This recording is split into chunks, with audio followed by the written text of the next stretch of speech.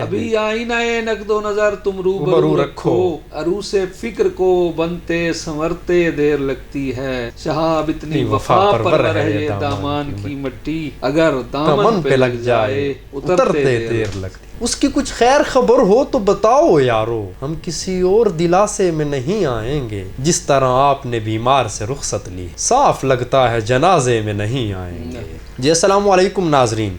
ایک ملاقات ساتھ کے ساتھ میں آپ کا میزبان سعد الدین سعد آپ کو خوش آمدید کہتا ہے۔ ناظرین، شہر بے مثال یعنی ڈیرہ اسماعیل خان نے شعر و ادب کے میدان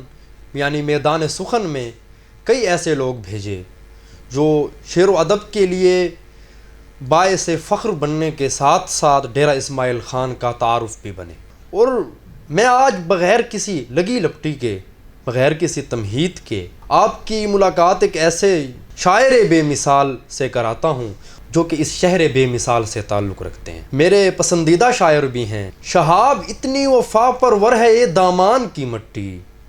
اگر دامن پہ لگ جائے اترتے دیر لگتی ہے۔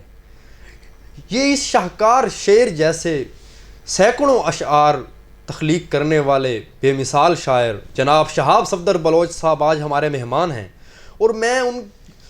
سے گفتگو سے پہلے ایک چھوٹی سی بات کہ سر آپ میرے پروگرام میں تشریف لائے ہیں، میرے لیے باعث فخر ہے، اور یہ میں اسے اپنی سعادت سمجھتا ہوں۔ بہت شکریہ بیٹے، بہت نوازش ہے، آپ کی محبت ہے۔ سر آپ کے والد صاحب الطاف صفدر بلوچ صاحب بہت باکمال شاعر تھے، اور آپ کے جو والد صاحب کے دوست احباب تھے ان میں نذیر اشک صاحب، غلام محمد قاصر صاحب جیسے بڑے نام تھے، تو آپ کیسے آپ کیا ان سے مستفید ہوئے اور شاعری کی طرف آئے، یا یہ کوئی اور ہی داستان ہے؟ اس بارے میں ذرا ہمارے ناظرین کو بتائیے۔ گزارش یہ ہے کہ وہ گھر میں تو ایک علمی ادبی ماحول تھا، جیسا کہ آپ نے بتایا والد صاحب اردو اور سرائکی میں شعر کہتے تھے، خصوصاً ان دنوں ریڈیو پاکستان ڈیرہ اسماعیل خان کا آغاز ہوا تھا، یہ میں ذکر کر رہا ہوں 1981-82 کا، اور یہ میری تعلیم کا جو ہے یوں کہیں کہ ابتدائی سال ہیں، چوتھی پانچویں کا زمانہ ہے۔ تو اس عمر میں انسان جو ہے وہ بہت جلدی متاثر ہو جاتا ہے، تو ریڈیو پاکستان پر جب والد صاحب کے مشاعرے وغیرہ سنتے تھے تو غائبانہ تعارف ان دوستوں سے بھی ہو جاتا تھا جو اس مشاعرے میں شریک ہوتے تھے، جب والد صاحب کچھ اور دوستوں کا تذکرہ کرتے۔ غلام محمد قاصر صاحب تو ان دنوں یہاں سے ہجرت کر کے پہلے لاہور پھر پشاور چلے گئے تھے، لیکن باقی احباب جن میں محمد نذیر عاشق، عبداللہ یزدانی صاحب، سلطان مجاہد، غفار بابر اور مختار ساکی صاحب، ان لوگوں کا تذکرہ ہوتا تھا اور ان کا کلام بھی سنا جاتا تھا۔ تو سیدھی بات یہ ہے کہ والد صاحب کی وجہ سے مشاعرہ تو میں سنتا تھا، لیکن چونکہ طبیعت کو بھی کچھ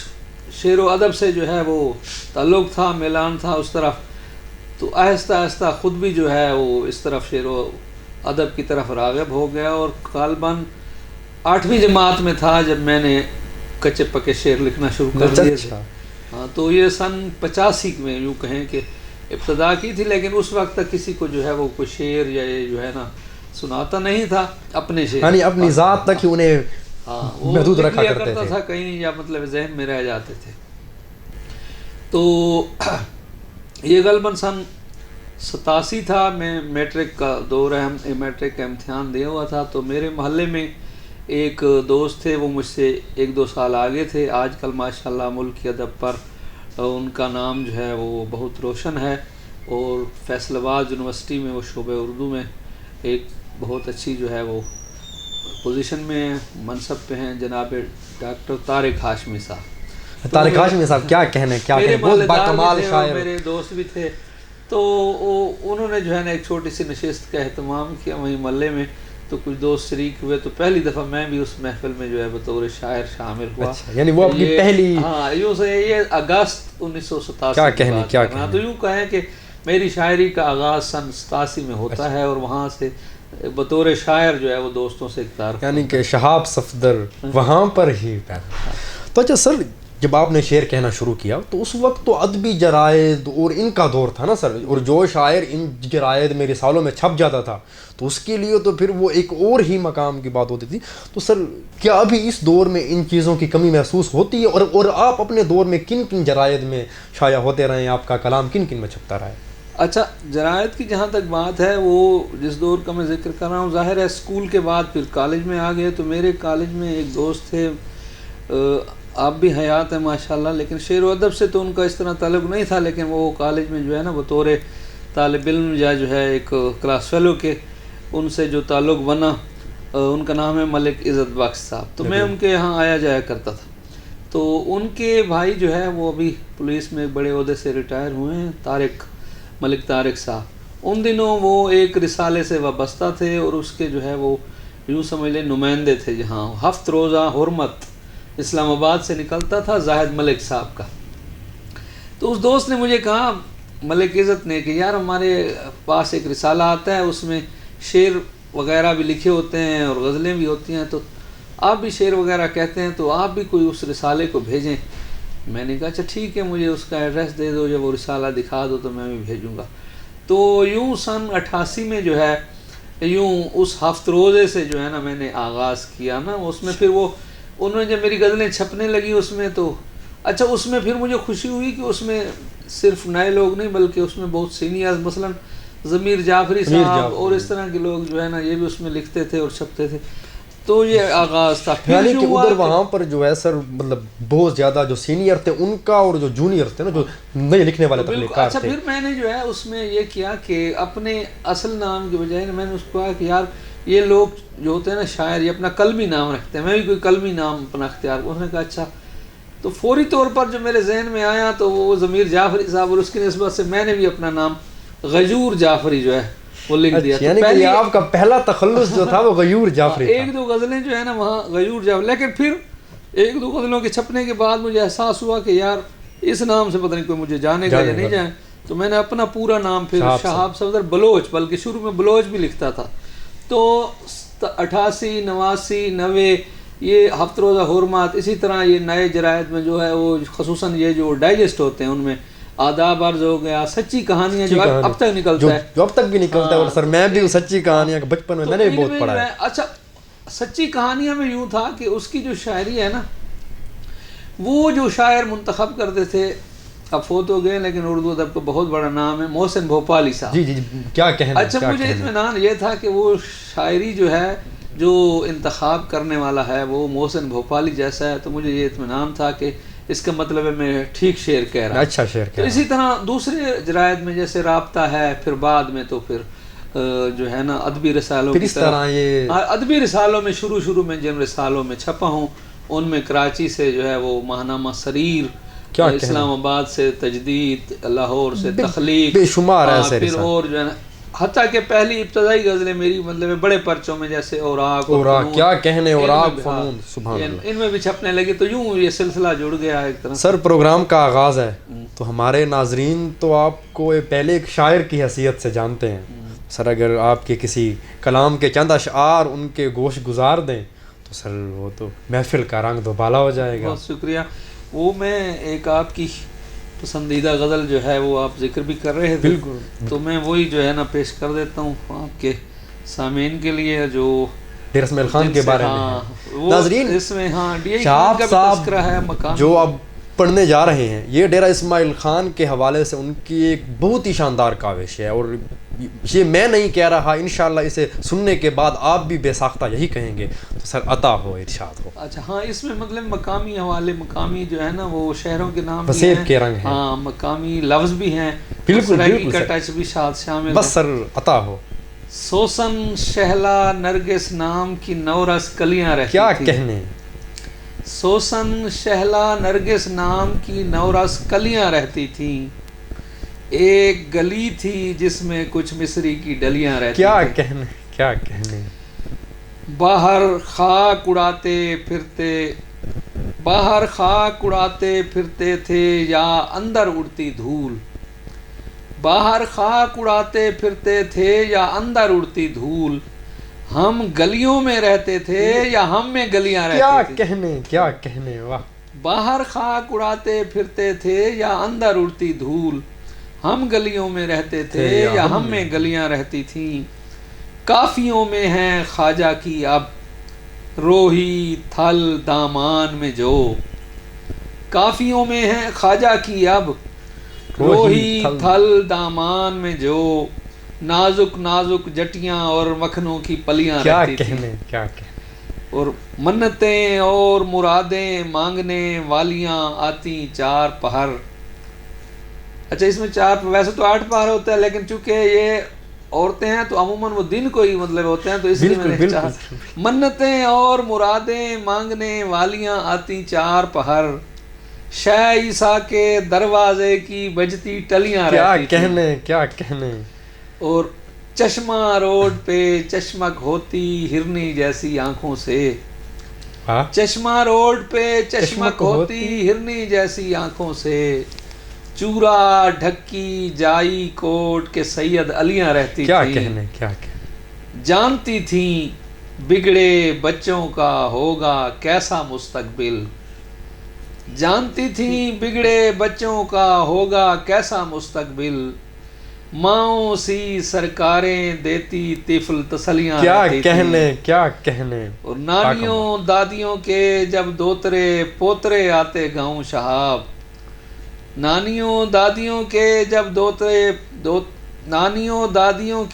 دوترے پوترے آتے گاؤں شہاب، مچی زنانے مردانے میں کیا کھلبلیاں رہتی کیا تھیں۔ کہنے سر، کیا کہنے۔ تو سر غلام محمد قاصر صاحب تو آپ کے والد صاحب کے دوستوں میں بھی تھے اور آپ کے بھی بہت نزدیکی تھے، تو سر قاصر صاحب کو آپ جدید غزل میں کہاں پہ دیکھتے ہیں، اور کیا ان کا موازنہ ہم احمد فراز یا دیگر شعراء سے کر سکتے ہیں؟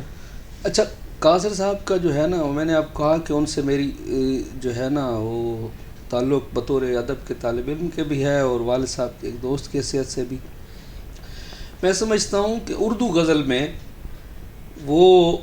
ہمارے صوبے میں یوں سمجھ لیں، میں ذاتی طور پر یہ سمجھتا ہوں کہ وہ فراز صاحب سے بھی آگے ہیں۔ فراز صاحب کی شہرت تو ہے اور کیا کہنے، مقبولیت ان کی بہت ہے، کیا کہنے، لیکن آپ دیکھیں نا وقت کے ساتھ ساتھ قاصر صاحب کا نام ابھر کر مزید سامنے آ رہا ہے۔ اچھا فراز صاحب کو چھوٹے شاعر نہیں ہیں، فراز صاحب ماشاءاللہ بڑے شاعر ہیں، لیکن قاصر صاحب کے ہاں تنوع بہت ہے، خصوصاً جو کلاسیک کا مطالعہ، اور پھر قاصر صاحب میں جو ہے وہ جو قدیم و جدید کا ایک جو ہے نا امتزاج پایا جاتا ہے نا، یہ قاصر صاحب کو اپنے ہم عصروں میں بھی نمایاں کرتا ہے۔ تو قاصر صاحب جو ہے اپنے ہم عصروں میں ثروت حسین، جمال احسانی، پروین شاکر، افتخار عارف اور مطلب جو ہے نا سلیم کوثر، تو اس طرح جو ہے یہ نمایاں ناموں میں ابھر کر سامنے آنے والے ناموں میں ہیں، اور آئندہ جو خصوصاً ہمارے صوبے کا خیبر پختونخوا کا جو شعری ادب ہے اس میں جو ہے میں سمجھتا ہوں کہ اردو غزل میں جو ہے نمایاں ترین جو ذکر ہوگا وہ غلام محمد قاصر۔ کیا کہنا۔ اچھا سر ڈیرہ اسماعیل خان میں ادھر پر ڈیرہ اسماعیل خان میں غلام محمد قاصر جیسے نابغہ روزگار لوگ بھی رہے، تو ابھی سر کیا آپ سمجھتے ہیں کہ ڈیرہ اسماعیل خان میں بھی اور ملکی سطح پر بھی جو نئے شعراء آ رہے ہیں